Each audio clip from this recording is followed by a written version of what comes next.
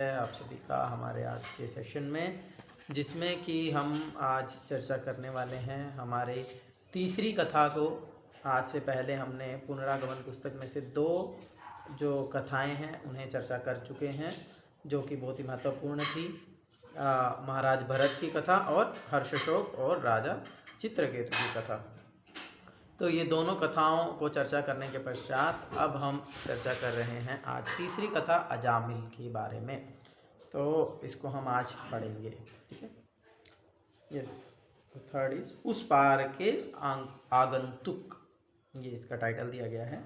जब मनुष्य शरीर का त्याग करता है उस समय जिस भी आत्मस्थिति का वह स्मरण करता है वह स्थिति निश्चित रूप से वह प्राप्त करेगा। भगवद गीता अध्याय 8 श्लोक संख्या 6, है ना। मरते समय हम जिस भाव का स्मरण करते हैं उसी भाव को हम प्राप्त करते हैं। मृत्यु के पश्चात आत्मा ज्यों ही अपनी रहस्यमयी यात्रा के लिए प्रस्थान करता है, संसार के महान धर्मों की परंपराओं के अनुसार वह वास्तविकता के दूसरे छोरों से आए हुए जीवों से मिलता है, जो उसे सहायता देते हैं, जैसे फरिश्ते, देवदूत अथवा न्यायमूर्ति, जो ब्रह्मांडीय न्याय की तुला पर उसके पुण्य और पापों को तोलते हैं। मानव जाति के सांस्कृतिक इतिहास की संपूर्ण श्रृंखला में व्याप्त नाना प्रकार की धार्मिक कलाकृतियाँ इन दृश्यों का बोध कराती हैं। मिट्टी के एट्रस्कन बर्तनों के एक टुकड़े पर बनी एक चित्रकारी में ऐसी एक देवदूत को किसी गिरे हुए योद्धा की सेवा में जुट दिखाया गया है। मध्यकालीन युग की एक ईसाई पच्चीकारी में अपने हाथों में न्याय का तराजू पकड़े हुए गंभीर संत माइकल का चित्रण है। बहुत से लोग जिनको आसन्न मृत्यु का अनुभव है प्राय इस प्रकार के प्राणियों से मिलने की बात करते हैं। भारतवर्ष के वैदिक शास्त्रों से हम भगवान विष्णु के दूतों के बारे में जानते हैं, जो मृत्यु के समय प्रकट होकर पवित्र आत्मा को वैकुंठ जगत की ओर ले जाने वाले मार्ग में साथ चलते हैं।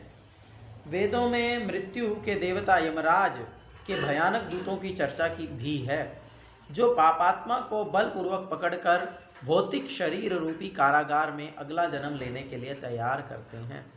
इस ऐतिहासिक वर्णन में भगवान विष्णु के दूत और यमराज के दूत अजामिल की आत्मा के भाग्य के विषय में इस निर्णय के लिए आपस में विवाद करते हैं कि उसे मुक्त किया जाए या पुनर्जन्म दिया जाए। तो ये बहुत ही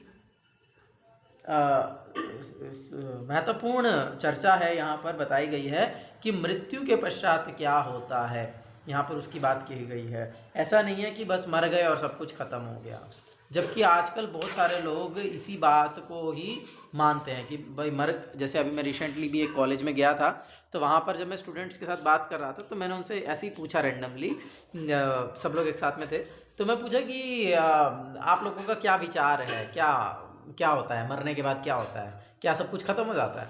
तो most of them were answering yes, कि मृत्यु के बाद सब कुछ खत्म हो जाता है, मृत्यु के बाद कुछ नहीं बचता है।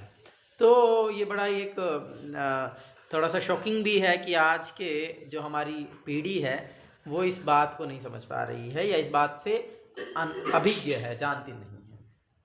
तो हमें समझने का प्रयास करना चाहिए। जैसे कि यहाँ पर बताया गया है कि शास्त्रों में 2 प्रकार के दूतों का वर्णन हुआ है। एक तो हैं भगवान विष्णु के दूत और दूसरे हैं यमराज के दूत। तो जो व्यक्ति मुक्त होने की स्थिति में होता है, जो व्यक्ति मुक्त हो जाता है, उसे लेने के लिए बहुत ही सुंदर भगवान विष्णु के सदृश, भगवान विष्णु के जैसे दिखने वाले जो विष्णु दूत उन्हें कहा जाता है, वे आते हैं एक विमान को लेकर के, बड़े ही आदर के साथ उस व्यक्ति की आत्मा को जो है एक दूसरा सूक्ष्म शरीर प्रदान करके उस जो विमान है उस पर बिठाते हैं और फिर उसको सभी लोगों की यात्रा करवाते हुए अंत में भगवान के वैकुंठ धाम में ले जाते हैं। और दूसरे हैं यमराज के दूत, जो कि बहुत ही भयानक होते हैं, देखने में बहुत ही भयंकर लगते हैं और जो कि पापी आत्माओं को जो है दंड देने के लिए उन्हें यातना शरीर प्रदान करते हैं और इस प्रकार से उसकी यात्रा को लेकर के चलते हैं। और फिर अल्टीमेटली यमराज के पास जा कर के उसका निर्णय होता है कि अब अगला शरीर उसे कौन सा दिया जाना है और उससे पहले उसे किस किस नरक में होकर के जाना होगा। तो इस प्रकार के 2 प्रकार के दूत का वर्णन हमें शास्त्रों में मिलता है। और यहाँ पर आज हम जो कहानी चर्चा कर रहे हैं उसमें दोनों ही दूत एक साथ आए हैं।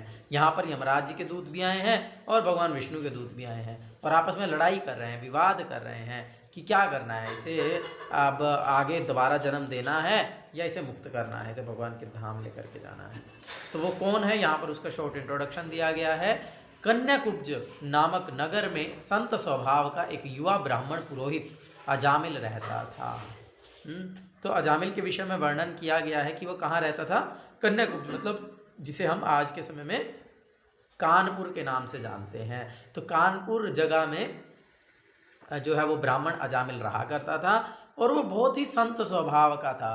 वो बहुत ही ब्राह्मण के गुणों से पूर्ण था। मतलब जब श्रीमद् भागवतम में डिटेल में इसको आप पढ़ोगे तो आप देख पाएंगे अजामिल में इतने गुण थे कि हम कल्पना भी नहीं कर सकते कि आज किसी व्यक्ति के अंदर इतने गुण हो सकते हैं। एकदम संत स्वभाव का, एकदम बहुत ही कुलीन, बहुत ही जो है ब्राह्मण गुणों से संपन्न पुरोहित था, युवा था। अजामिल उस समय युवा थे, युवावस्था में थे और क्योंकि उस समय तो छोटी आयु में ही विवाह हो जाया करते थे तो उनका विवाह भी हो चुका था, उनकी एक पत्नी भी थी और वे जो है उसके साथ में रहा करते थे।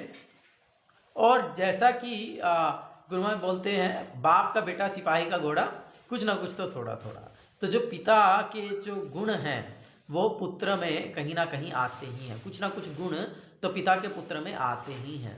तो इसी प्रकार से यदि जो है ब्राह्मण के घर में यदि कोई बच्चा जन्म लेता है तो उसके पास ज़्यादा अवसर होता है कि वो ब्राह्मण ही बने।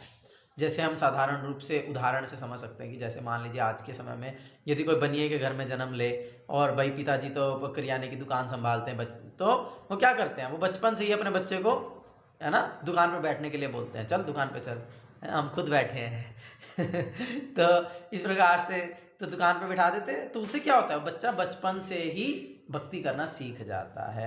बचपन से ही वो काम करना सीख जाता है, वो दुकान को संभालना सीख जाता है और फिर वो बड़ा होता है तो फिर उसको पढ़ाई लिखाई की इतनी ज़्यादा चिंता नहीं होती, ठीक है मैं अपनी दुकान संभालूंगा, है ना, ऐसा होता है। तो उसके लिए आसान है। या जैसे कि अगर कोई मान लीजिए वकील का बेटा है तो उसके लिए वकील बनना इन कंपैरिजन ईजी है, क्योंकि उसके पिताजी उसको लूप होल्स बता देंगे, है ना, कि क्या क्या लूप होल है, क्या क्या करना है, कहाँ से बचना है और कैसे जो है अच्छे से वकील बनना है, क्या क्या गलती नहीं करनी है। या कोई डॉक्टर का बेटा है तो वो डॉक्टर ही आसानी से बन सकता है। तो उसी प्रकार से क्योंकि अजामिल ब्राह्मण के घर में जन्म लिए थे और ब्राह्मण का अर्थ है कि उनके पिताजी अच्छे से ब्राह्मण गुणों से संपन्न थे, नाम का ब्राह्मण नहीं, आज के समय में जैसा है तो ऐसा नहीं, वे गुणों से ब्राह्मण थे, उनके पिताजी वो सर्वगुण संपन्न ब्राह्मण थे, इसीलिए अजामिल के अंदर भी वे गुण थे। तो उनके पिता जो कि जनरली जो ब्राह्मण करते हैं वे शालिग्राम शिलाओं को सेवा किया करते थे और उसके लिए उन्हें जो भी पुष्प, कंदमूल आदि की आवश्यकता होती थी, फूल आदि, वे उन्हें अपने पुत्र को लाने के लिए भेजते थे। जनरली ऐसा होता है, मोस्टली हो सकता है आप में से भी बहुत सारे लोगों ने इस चीज़ का एक्सपीरियंस किया होगा कि पिताजी को पूजा करनी है और वो बच्चे को बोलते हैं कि जाओ जो है फूल तोड़ करके लाओ, जाओ कुछ सामान खरीद करके लाओ पूजा का मार्केट से, है ना।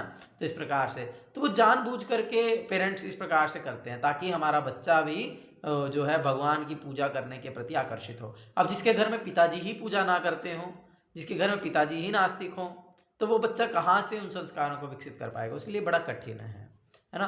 तो इसीलिए इसी प्रकार से अजामिल के पिताजी भी शालिग्राम शिला को सेवा किया करते थे और उसके लिए सामान लाने के लिए अजामिल को जंगलों में भेजा करते थे। तो एक दिन जब अजामिल जंगल में गए हुए थे, वन में गए हुए थे और वे कुछ पुष्प एकत्रित कर रहे थे, तब उन्होंने क्या देखा, उन्होंने एक वैश्य, एक शूद्र और शूद्राणी को आपस में जो है क्रिया करते हुए देखा।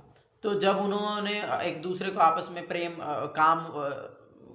क्या ही बोलेंगे, काम वासना क्रिया में रत होते हुए देखा, तो यहाँ पर पर्टिकुलरली उनके लिए शब्द का प्रयोग हुआ है कि वह शूद्र और शूद्राणी है। तो एक्चुअल में ये कथा बहुत डिटेल में है, तो अगर मैं बहुत डिटेल में चर्चा करूँगा तो एक दिन में तो पूरा हो ही नहीं सकता है।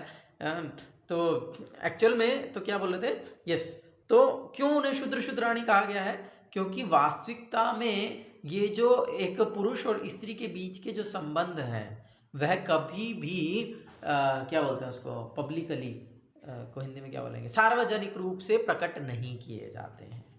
तो जो क्या बोलते हैं, जो सभ्य व्यक्ति होते हैं वे इन्हें सदैव कर क्रिया तो सब लोग करते हैं, लेकिन वे इन्हें पर्दे में करते हैं।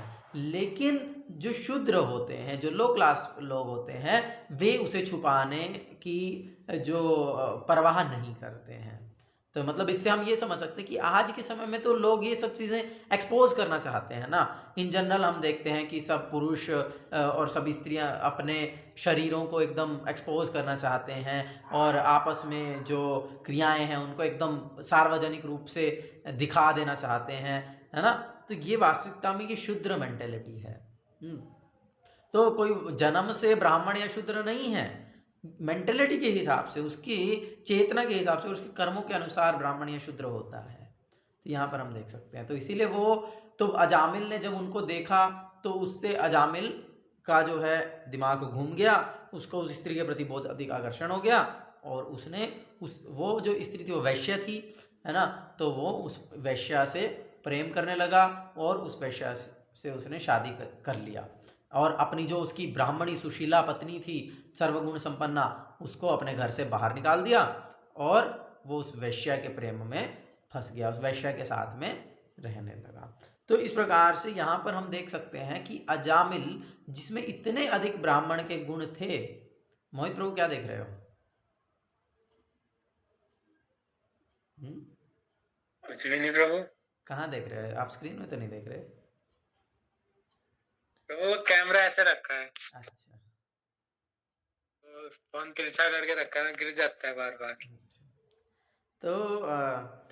तो अजामिल ने तो केवल एक बार जो है एक पुरुष और एक स्त्री को संग करते हुए देखा था, लेकिन अब उस और इतना गुणों से संपन्न था। और यदि हम उससे अपने आप से कंपेयर करें तो हम देख सकते हैं हमारे अंदर तो ब्राह्मण का कोई गुण नहीं, हमारी तो इंद्रियां हमारे वश में नहीं, हमारा मन हमारे वश में नहीं, हमारे तो भगवान के प्रति कोई दृढ़ श्रद्धा नहीं, हम तो कोई शुचि को पालन करते नहीं उतना, है जिस प्रकार से एक ब्राह्मण करते हैं।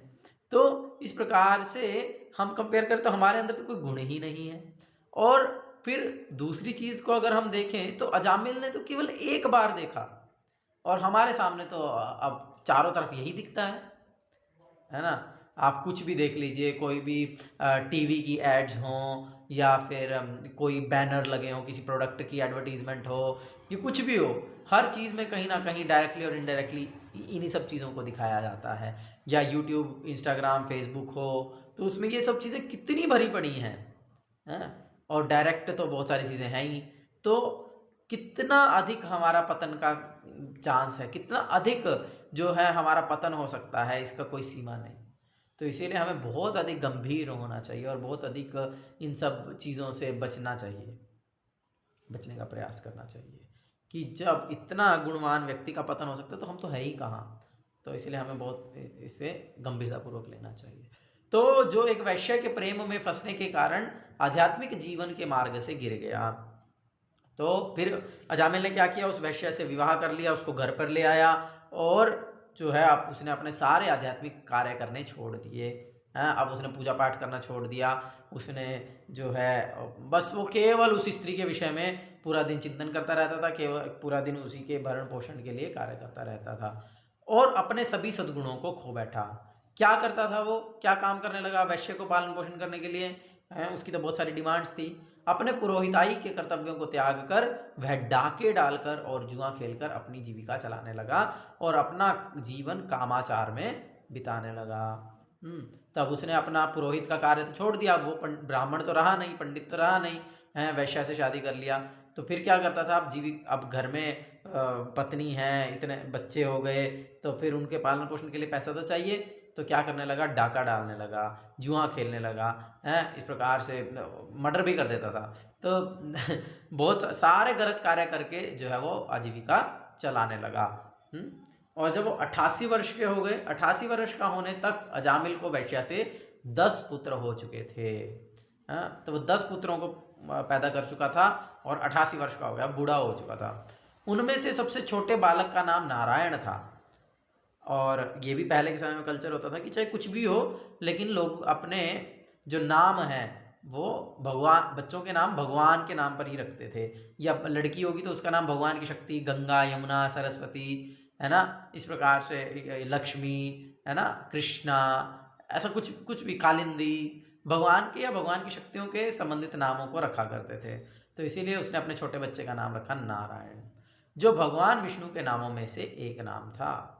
है अजामिल का इस छोटे पुत्र के प्रति अत्यधिक लगाव था और उसे बालक के चलने और बोलने की आरंभिक चेष्टाओं को देखने में बहुत आनंद आता था। तो जो छोटा बेटा होता है वो सबसे ज़्यादा प्रिय होता है ना घर वालों को, है ना। जो बड़े हैं वो जानते बोलते होंगे हाँ हमारे साथ पार्शियलिटी हुई है। मैं तो सबसे छोटा हूँ, मैंने तो देखा है। हाँ जी, सच में पार्शियलिटी तो होती है, छोटे को ज़्यादा प्यार करते हैं माता पिता, है ना। तो जो है उसे भी अपने सबसे छोटे वाले बच्चे से, जो कि बहुत छोटा सा ही था, उससे बहुत अधिक लगाव था। तो एक दिन बिना चेतावनी के मूर्ख अजामिल की मृत्यु का समय आ गया। भयभीत हुए उस बूढ़े ने अपने सामने भयंकर आकृतियां देखी, जिनके चेहरे डरावने और कुरूप थे। ये सूक्ष्म प्राणी, जिनके हाथों में रस्सियां थी, उसे मृत्यु के स्वामी यमराज के दरबार में बलपूर्वक ले जाने के लिए आए थे।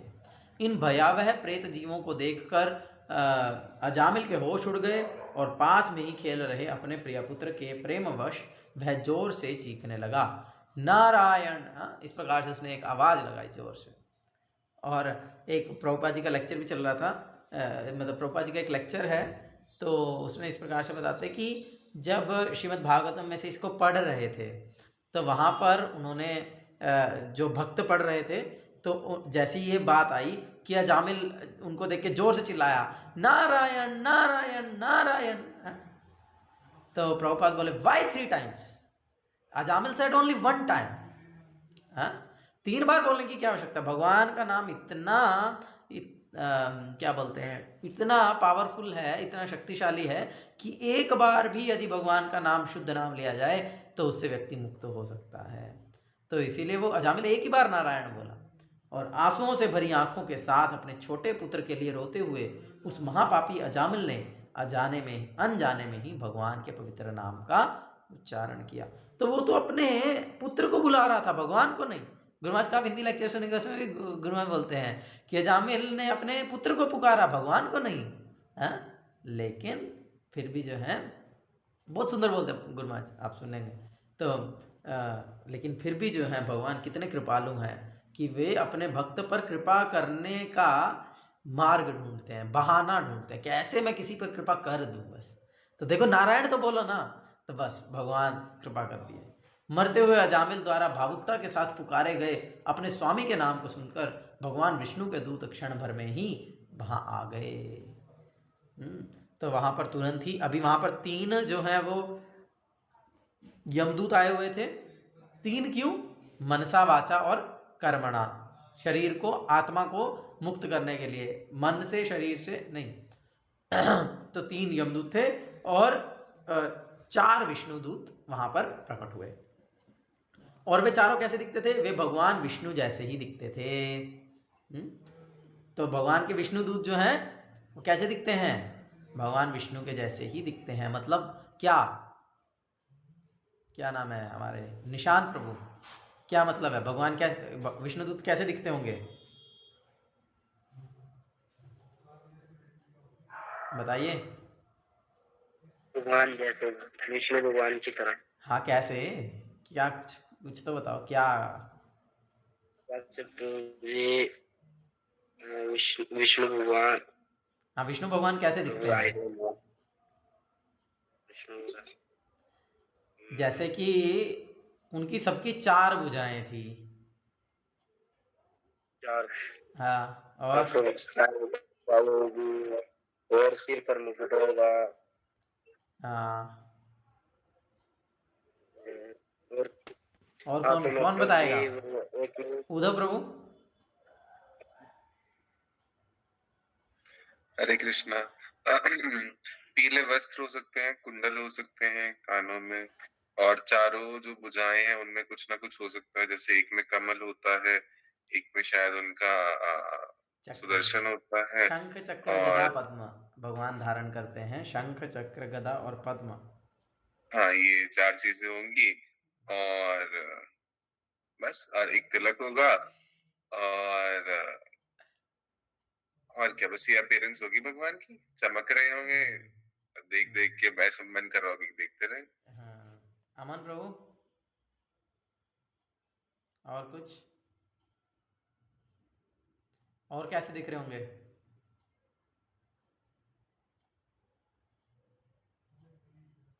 हम्म।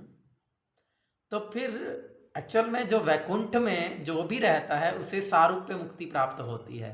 सारूप्य का अर्थ है भगवान के जैसा ही रूप, मतलब जैसे भगवान विष्णु दिखते हैं वैसे ही सब दिखते हैं। वहां पर जो भी रहता है वो सबकी चतुर्भुज हैं, सब पीले वस्त्र पहनते हैं, सब जो है शंख चक्र गदा पद्म धारण करते हैं, सब मुकुट पहनते हैं, तिलक लगाते हैं, कुंडल धारण करते हैं, सब नीले रंग के हैं, नील वर्ण है सबका, दैदीप्यमान है, एकदम चमकते हैं, बहुत सुंदर फूलों की माला पहने होते हैं, हाथ पैर लाल होते हैं। और तो जितने भी दिव्य मतलब सब तो सेम दिखते हैं। तो अब ये कौन बताएगा कि भगवान विष्णु को फिर कैसे पहचानते होंगे कि भाई ये मालिक हैं और हम सब दास हैं? हैंड रेस करो, ये कैसे पता लगता होगा? मतलब दिखते तो सब भगवान विष्णु जैसे ही हैं, लेकिन भगवान विष्णु और बाकी सब जो वहां पर रहते हैं उनमें क्या अंतर है? कैसे पता चलता है कि भाई वो अलग है और ये अलग है? भाई इनको सेवा करनी है और हम सेवक हैं, ये सब सेवक हैं, वो उनको सेवा करनी है, कैसे पता चलता होगा जब सब एक जैसे ही दिखते हैं? तो अमन प्रभु,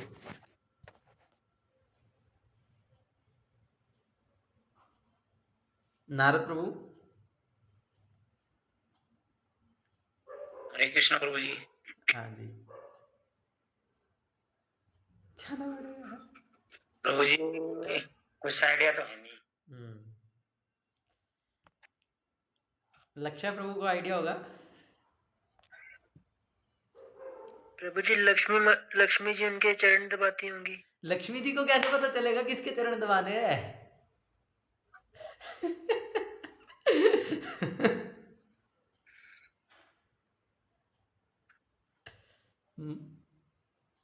यस उदय प्रभु, मुख का तेज नहीं वो सब वो नाभि में से कमल निकल रहा होगा। नहीं, ये आज हमेशा थोड़ी निकलता रहेगा। तो फिर पैर पे कुछ बना होता है उसकी वजह से। नहीं नहीं, वो खुद ही बता देंगे मैं विष्णु। यस मोहित प्रभु, भगवान के गले में एक मणि होती है जिसको कौस्तुभ मणि कहते हैं। भगवान विष्णु ही एकमात्र कौस्तुभ मणि धारण करते हैं, बाकी किसी के पास कौस्तुभ मणि नहीं है। और क्या है? और भी एक चीज है जो भगवान के पास या किसी और के पास नहीं है। शायद एक माला भी होती है। नहीं, श्रीवत्स का चिन्ह। छाती पे भगवान के 3 बाल हैं, सोने के बाल, सुनहरे बाल हैं। भगवान की छाती पर 3 सुनहरे बाल हैं जिन्हें श्रीवत्स कहते हैं, श्रीवत्स का चिन्ह। तो भगवान की छाती पर श्रीवत्स का चिन्ह होता है और भगवान कौस्तुभ मणि धारण करते हैं, जिससे पता चलता है कि हाँ जी ये ओरिजिनल विष्णु है और ये बाकी सब विष्णु दूत हैं। ठीक है, सबको क्लियर है? याद रहेगा? नहीं याद रहेगा तो लिख लो। तो इस प्रकार से वे सब भगवान विष्णु जैसे ही दिखते थे। उनकी आंखें कमल पुष्प की पंखुड़ियां जैसी थी। वे चमकते सोने के मुकुट और चमचमाते पीत रेशमी वस्त्र धारण किए थे और उनके सुगठित शरीर नीले और दूध जैसे श्वेत कमलों की मालाओं से सजे थे। वे ताजा और युवा लगते थे और उनकी चकाचौंध कर देने वाली आभा ने अंधेरे मृत्यु कक्ष को प्रकाशमान कर दिया। उनके हाथों में धनुष, बाण, तलवारें, शंख, गदाएं, चक्र और कमल पुष्प थे। कौन बताएगा कि भगवान के धनुष का क्या नाम है जो भगवान विष्णु धारण करते हैं? इसलिए पूछ रहा हूं ताकि जिन्हें नहीं पता है उन्हें पता चल जाए। हैंड रेस करो। किसी को भी नहीं पता है? सब लोग नए हो? आधे लोग तो मैं देख ही नहीं पा रहा हूं, गोले गोले दिख रहे हैं। सागर प्रभु, नो आइडिया।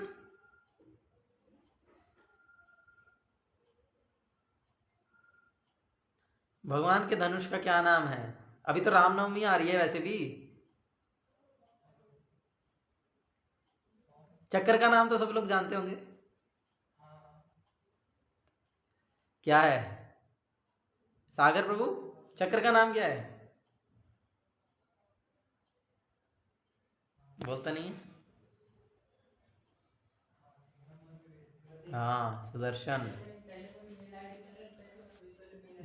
पुष्प कौन सा है? कमल का है। ठीक है जी। और शंख का नाम? निशांत प्रभु, शंख का क्या नाम है? भगवान कृष्ण के शंख का नाम?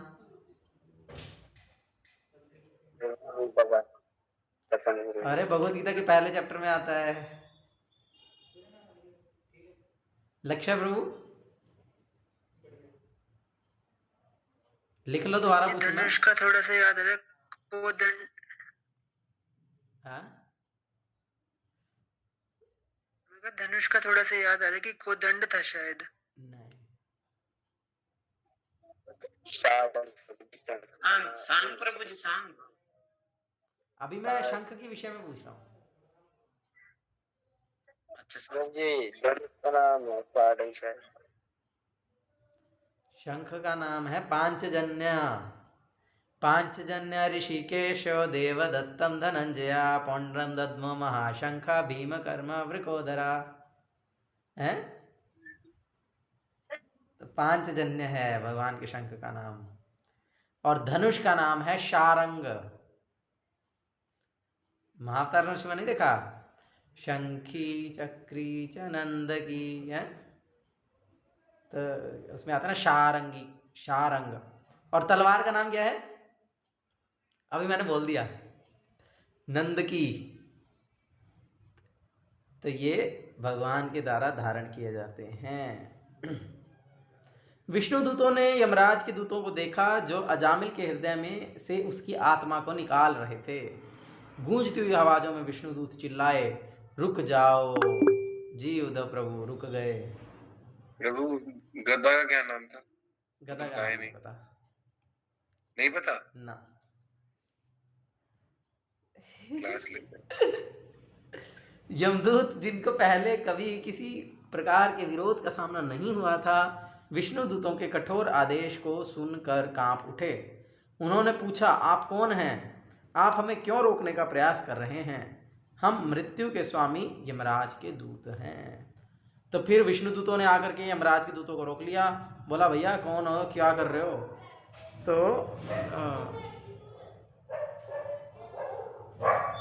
किसने पूछा? विष्णु दूतों ने पूछा।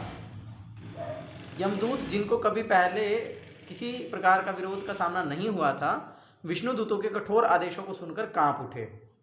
और फिर उन्होंने पूछा कि आप कौन हैं और आप हमें क्यों रोकने का प्रयास कर रहे हैं? अच्छा, तो वो अपना इंट्रोडक्शन दे रहे हैं कि हम मृत्यु के स्वामी यमराज के दूत हैं और आप कौन हैं और आप हमें रोकने का प्रयास क्यों कर रहे हैं। एक्चुअल में वैदिक सिस्टम यही है। हम जब भी अपना इंट्रोडक्शन देते हैं तो मतलब हम किसी से अगर पूछना चाहते हैं उसका इंट्रोडक्शन, तो हमें साथ में अपना इंट्रोडक्शन देना होता है। पहले मुझे बताना होता है कि मेरा नाम ये है, मैं ये हूँ, मैं ये हूँ। फिर हम सामने वाले से पूछते हैं कि अब आप अपने बारे में बताओ। ये तरीका होता है। विष्णु के दूत मुस्कुराए और मेघ के समान गरजते हुए गंभीर स्वर में बोले, यदि तुम सचमुच ही यमराज के दूत हो तो हमें जन्म मृत्यु के चक्र का अर्थ बताओ। हमें बताओ कि किसे इस चक्र में प्रवेश करना चाहिए और किसे नहीं। तो ये विष्णु दूत बोल रहे हैं, अच्छा सच में तुम यमराज के दूत हो? पहले टेस्ट दो, पहले बताओ, प्रूव करो। तो यमदूतों ने उत्तर दिया, हाँ जी हम बता देते हैं कि जन्म मृत्यु के चक्र का अर्थ क्या है और किसे इसमें प्रवेश करना चाहिए और किसे नहीं करना चाहिए। तो ये एक्चुअल में ये जो कन्वर्सेशन है ना, बहुत इंपॉर्टेंट है यमदूतों और विष्णु दूतों के बीच में। और फिर जब यमदूत हार जाएंगे तो फिर वो जाकर के यमराज से पूछेंगे। वो जो कन्वर्सेशन है, ये दोनों कन्वर्सेशन बहुत इंपॉर्टेंट है। सूर्य, अग्नि, आकाश, वायु, देवता, चंद्रमा, संध्या, दिन, रात्रि, दिशाएं, जल, पृथ्वी और परमात्मा अर्थात हृदय में वास करने वाले प्रभु, ये सब समस्त जीवों के कर्मों के साक्षी होते हैं। तो ये हमने पहले भी चर्चा किया था। ये सब हमें पता होना चाहिए कि हमें हर समय कौन कौन देख रहा है। हमें हर समय सूर्य देख रहे हैं, अग्नि देख रहे हैं, आकाश देख रहा है, वायु देख रहे हैं, देवता देख रहे हैं, चंद्रमा देख रहे हैं, संध्या देख रही हैं, दिन देख रहा है, रात्रि देख रही है, दिशाएं देख रही हैं, 10 दिशाएं, जल देख रहा है, पृथ्वी देख रही है और हमारे हृदय में बैठे हुए परमात्मा देख रहे हैं। तो हम कभी भी अकेले नहीं होते हैं। इसीलिए ऐसा कहा जाता है कि हमें कभी भी एकांत में भी नग्न नहीं होना चाहिए। हाँ, क्योंकि ये सब लोग हमको देख रहे हैं और इतने सारे लोग देख रहे हैं, तो हम नग्न कैसे हो सकते हैं? एक सभ्य व्यक्ति ही दूसरे व्यक्ति के सामने नग्न नहीं होता है। तो इसीलिए हमें अपने आप को एटलीस्ट हमारे जो प्राइवेट पार्ट्स हैं उनको हमेशा ही ढक करके रखना चाहिए, चाहे हम अकेले बाथरूम में ही क्यों नहीं हैं, तब भी हमको ढक करके रखना चाहिए। तो क्यों? क्योंकि हमको ये सब लोग देख रहे हैं हर समय, और इस प्रकार से फिर हम हमेशा चिंतन कर सकते हैं। कोई भी गलत कार्य करने से पहले हम सोच सकते हैं। अब हम किसी के सामने थोड़ी गलत कार्य करते हैं, हम जब अकेले होते हैं तभी कुछ गलत कार्य करने का सोचते हैं या करते हैं। तो हम सोच सकते हैं कि अरे नहीं, इतने सारे लोग मेरे को देख रहे हैं, तो हम कभी भी अकेले नहीं होते हैं। जन्म मृत्यु के चक्र में दंडित किए जाने वाले ये लोग वे लोग होते हैं जिनकी अपने अपने धार्मिक कर्तव्यों से भ्रष्ट होने की पुष्टि ये साक्षी करते हैं। अब ये सब देख के बताएंगे चित्रगुप्त जी को, और फिर उसके बाद जो है वो देखेंगे कि जो धार्मिक कर्तव्यों से भ्रष्ट है, जिसने धार्मिक कर्तव्यों का पालन नहीं किया है ना, तो ऐसे व्यक्ति को जो है फिर जन्म मृत्यु के चक्र में दंडित होना पड़ेगा। इस जीवन में अपने धार्मिक अथवा अधार्मिक कर्मों में के अनुपात से अगले जन्म में अपने कर्मों की प्रतिक्रिया स्वरूप सुख दुख का फल भोगना होता है। अब जो ज़्यादा पाप किया होगा पिछले जन्म में, उसको इस जन्म में ज़्यादा दुख मिलेंगे। गरीब घर में जन्म मिलेगा, जॉब लेने के लिए ज़्यादा स्ट्रगल करना पड़ेगा, है ना। जॉब नहीं मिलेगी तो उसमें भी बहुत स्ट्रगल करके थोड़ा सा ही कमाने को मिलेगा। तो इस तरह से बहुत सारे दुख उसे अपने जीवन में भुगतने पड़ेंगे। एग्जाम्स में फेल हो जाएगा, फलाना ढिमकाना, बहुत सारी चीज़ें हो सकती हैं। और यदि कोई अपने पिछले जन्मों में कुछ अच्छे से पुण्य करके आया है तो उसको अच्छे घर में जन्म मिलेगा, उसको क्लास का इंचार्ज बना दिया जाएगा, उसको फेम मिलेगा, है, उसको सब लोग पसंद करेंगे, उसकी जॉब वगैरह अच्छे से बहुत आसानी से लग जाएगी, है, बड़े इंस्टीट्यूट में आसानी से सिलेक्शन हो जाएगा, और उसके बाद भी उसको जीवन में कमाने में ज़्यादा कठिनाई नहीं होगी। तो ये सारी चीज़ों से पता चल जाता है कि व्यक्ति पिछले जन्मों में कितना पाप या पुण्य करके आया है, और कितना पिछले जन्मों में भक्ति किया है वो भी पता चल जाता है। जैसे हम देखते हैं ना कि अभी कुछ बच्चे हैं जो गुरुकुल में पढ़ रहे हैं बचपन से ही, जो कभी संसार की उस बुराइयों को देखे ही नहीं। तो इसका मतलब है कि वो पहले कुछ भक्ति करके आए हैं बहुत सारा, जिस कारण से अभी उन्हें बचपन से ही कभी जन्म से प्रसाद के अलावा कुछ खाया ही नहीं। तो कितना भाग्य है, मतलब क्योंकि पहले किया है। और बहुत सारे लोग हैं अभी घर में भक्ति करना चाहते हैं लेकिन घर वाले नहीं करने देना चाहते हैं। पहले मेरे कांटेक्ट में एक लड़का था, तो वो बाथरूम में जाकर के जप किया करता था, क्योंकि उसके घर वाले मांस खाते थे, और अगर उसके घर वालों को पता चल जाता कि वो जप करता है तो दैट वाज मतलब वो उसके लिए बहुत बड़ी प्रॉब्लम हो जाती। तो इसीलिए मतलब कितना कितना कठिनाई का सामना करना पड़ता है कुछ लोगों को, जैसे कि अभी भी कुछ लोगों को करना पड़ ही रहा है, आप में से भी, कि भैया घर वाले चाहते हैं लेकिन एक लिमिट तक। तो वो क्यों है? क्योंकि इसका मतलब कि हम पिछले जन्म में किए हैं लेकिन कुछ कम किए हैं।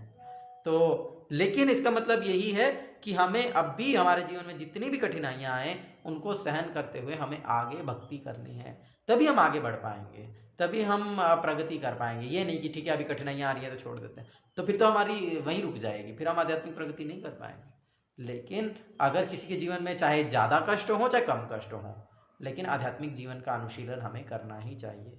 जिसके जीवन में कम कष्ट है इसका मतलब वो अपने पिछले जन्मों में ये कष्ट भोग के आ चुका है, लेकिन अभी हम इस जीवन में भोग रहे हैं। हमें इस प्रकार से समझना चाहिए। प्रारंभ में जीव आध्यात्मिक लोक में भगवान के नित्य दास के रूप में रहते थे, परंतु जब वे भगवान की सेवा त्याग देते हैं तब उन्हें भौतिक ब्रह्मांड में प्रवेश करना होता है, जो प्रकृति के 3 गुणों से बना है, सत्व, रजस और तमस।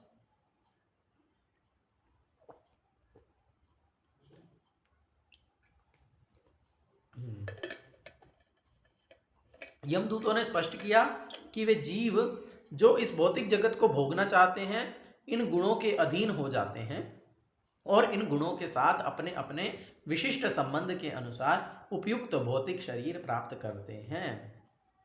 गुरु में बड़ा सुंदर उदाहरण देते हैं, मैं पहले भी आपको बताया ना कि बेसिक कलर्स कितने हैं, 3 है ना, जिसे हम रेड जीबी RGB बोलते हैं ना, रेड ग्रीन ब्लू। उन्हीं के कॉम्बिनेशंस को बना बना करके आप असंख्य रंग बना सकते हैं, है ना। 3 × 3 9, 9 × 9 81, 81 × 81, ऐसा करके it will go on permutation and combination. तो उसी प्रकार से 3 गुण हैं, सत्वगुण, रजोगुण और तमोगुण, और इन तीनों के अलग अलग रेशो, अलग अलग परमुटेशन कॉम्बिनेशन से 84 लाख योनियां, 84 लाख शरीर बनते हैं। और व्यक्ति अपने गुणों के जो है संपर्क के अनुसार, अपने गुणों से संबंध के अनुसार शरीर प्राप्त करते हैं। तो जो सतोगुणी प्रधान प्राणी है वे देव शरीर प्राप्त करता है, जो रजोगुणी मानव है, जो रजोगुणी है वो मानव शरीर ग्रहण करता है, और जो तमोगुणी है वो निम्न योनियों में जन्म लेता है। ये सभी शरीर उन शरीरों की भांति हैं जिनका अनुभव हम स्वप्न में करते हैं। जब आदमी सो जाता है वह अपनी असली पहचान भूल जाता है और स्वप्न देख सकता है कि वह राजा हो गया है। सोने से पहले वह क्या कर रहा था इसे वह याद नहीं रख पाता, और ना ही उसे इस बात की कल्पना हो सकती है कि जागने के बाद वह क्या करेगा। उसी तरह जब आत्मा किसी अस्थायी भौतिक शरीर के साथ पहचान बना लेता है, वह अपनी असली आध्यात्मिक पहचान और भौतिक जगत में अपने पूर्व जीवनों को विस्मृत कर देता है। यद्यपि अधिकतर आत्माएं मानव रूप में आने से पूर्व 84 लाख योनियों में देहांतरण कर चुकी होती हैं। तो इस प्रकार से जैसे जब हम सपना देखते हैं तो जो जागे होते हैं वो स्थिति को हम भूल जाते हैं कि अरे मैं तो सोया था, मैं तो बेड पे पड़ा था, अभी हमको लगता है मैं तो राजा हूँ, मैं तो सब लोग मेरी बात सुन रहे हैं, ये हो रहा है वो हो रहा है। उसी प्रकार से मनुष्य भी जो है जब एक शरीर मतलब जीव जब एक शरीर से दूसरे शरीर में जाता है तो वह अपने विगत जन्मों को भूल जाता है कि इससे पहले मैं 84 लाख योनियों में असंख्य बार जा चुका हूँ, मैं पता नहीं कितनी बार कीड़ा बन चुका हूँ, मैं पता नहीं कितनी बार कुत्ता बन चुका हूँ, मैं पता नहीं कितनी बार देवता बन चुका हूँ, ये सब चीज़ें वो भूल जाता है। और उससे पहले वो भगवान के धाम में था, वो तो बिल्कुल ही भूल चुका है। तो इस प्रकार से यमदूतों ने बताया इस प्रकार जीव एक भौतिक शरीर से दूसरे में मानव, पशु और देव योनि में देहांतरण करता रहता है। जब जीवात्मा देव शरीर में प्रवेश करता है वह बहुत प्रसन्न होता है, जब उसे मानव शरीर मिलता है वह कभी सुखी और कभी दुखी होता है, जब वह पशु शरीर पाता है वह सदा भयभीत रहता है, किंतु सभी दशाओं में वह जन्म, मृत्यु, जरा तथा व्याधि का अनुभव करता हुआ भयंकर दुख भोगता है। उसकी इस दुखपूर्ण स्थिति को संसार कहते हैं, संसरति इति संसार, अर्थात भौतिक शरीरों की विभिन्न योनियों के माध्यम से आत्मा का देहांतरण। संसार का मतलब है कि बार बार जन्म, मृत्यु, जरा, व्याधि, बार बार शरीर को परिवर्तित करते रहना। यमदूत ने आगे कहा, मूर्ख शरीरस्थ बद्ध आत्मा अपनी इंद्रियों और मन को वश में ना रख पाने के कारण भौतिक प्रकृति के गुणों के प्रभाव के अनुसार ना चाहते हुए भी कर्म करने को विवश होता है। वह उस रेशम के कीड़े की तरह है जो अपनी ही लार से जाली बुनता है और तब उसी में फंस जाता है। जीवात्मा अपने ही सकाम कर्मों के जाल में अपने को फंसा लेता है और तब उसे मुक्त होने के लिए कोई रास्ता नहीं मिलता। इस तरह वह सदैव भ्रमित रहता है और बारंबार मरता और जन्म लेता रहता है। यमदूतों ने कहा, अपनी तीव्र भौतिक इच्छाओं के कारण जीवात्मा किसी विशेष परिवार में जन्म लेता है और माता अथवा पिता के अनुरूप शरीर प्राप्त करता है। वह शरीर उसके अतीत और भावी शरीरों का संकेत देता है, ठीक उसी प्रकार जिस प्रकार एक वसंत ऋतु पिछले और आगामी वसंत ऋतुओं का संकेत देती है। जीव का मानव रूप विशेष तौर से मूल्यवान होता है क्योंकि केवल मनुष्य ही उस दिव्य ज्ञान को समझ सकता है जिसके द्वारा जन्म मृत्यु के चक्र से मुक्त हुआ जा सकता है, किंतु अजामिल ने अपना मानव जीवन व्यर्थ गंवा दिया था। यमदूतों ने कहा, प्रारंभ में अजामिल ने सारे वैदिक शास्त्रों का अध्ययन किया। वह सच्चरित्र और सदाचार का आगार था। वह बहुत सुशील और नम्र था और उसने अपनी इंद्रियों और मन को वश में कर रखा था। वह सदा सत्य बोलता था, वैदिक श्लोकों का उच्चारण करना जानता था और बहुत पवित्र था। अब देख लो इसमें से कितने गुण है हमारे पास। अजामिल सदैव अपने आध्यात्मिक गुरु, अतिथियों और परिवार के वरिष्ठ सदस्यों के प्रति आदर भाव रखता था। आजकल तो कोई छोटे बच्चे को भी टीचर अगर स्कूल में डांट देना तो मतलब बच्चा उस पर केस कर देता है, हैं? जानते हो सीपीटी? सीपीटी केस है। या इवन बहुत सारे हम तो सुने 9, 10th या 11, 12th में तो बहुत सारे केसेस ऐसे हैं कि अगर टीचर बच्चे को डांट दे तो स्कूल के बाद जो है टीचर की पिटाई करवा देते हैं बच्चे। तो वास्तव में वह मिथ्या प्रतिष्ठा की भावना से मुक्त था। वह सभी प्राणियों के प्रति दयालु था और कभी किसी से द्वेष नहीं करता था। हम तो एक भी क्वालिफिकेशन नहीं है, अगर मैं अपने आप को देखूं मेरे अंदर तो एक भी क्वालिफिकेशन नहीं है अजामिल की क्वालिफिकेशन से कंपेयर करें तो। परंतु एक बार अजामिल अपने पिता की आज्ञा अनुसार, अच्छा अभी यहाँ पर इसको डिटेल में वर्णन किया, मुझे लगा कि वहाँ ऐसे डिटेल में है नहीं, तो अब यमदूत सुना रहे कहानी देखो। परंतु एक बार अजामिल अपने पिता की आज्ञा अनुसार फल फूल इकट्ठा करने के लिए वन में गया। घर लौटते समय मार्ग में उसे एक अति कामुक निम्न कोटि का आदमी मिला जो निर्लज्जता के साथ एक वैश्या का आलिंगन और चुंबन कर रहा था। वह आदमी मुस्कुरा और गा रहा था और इस प्रकार आनंद मना रहा था जैसे यही उचित व्यवहार हो। वैश्य और वह आदमी दोनों ही मदमत्त थे। वैश्य की आंखें नशे के कारण घूम रही थी और उसके वस्त्र ढीले होकर उसके शरीर को आंशिक रूप से नग्न दिखा रहे थे। जब अजामिल ने इस वैश्य को देखा तो उसके मन की सुप्त काम वासनाएं जाग उठी और भ्रांति में वह उनके अधीन हो गया। उसने शास्त्रों की शिक्षाओं से याद करने की चेष्टा की और अपने ज्ञान एवं बुद्धि की सहायता से उसने अपनी काम वासना को वश में लाने का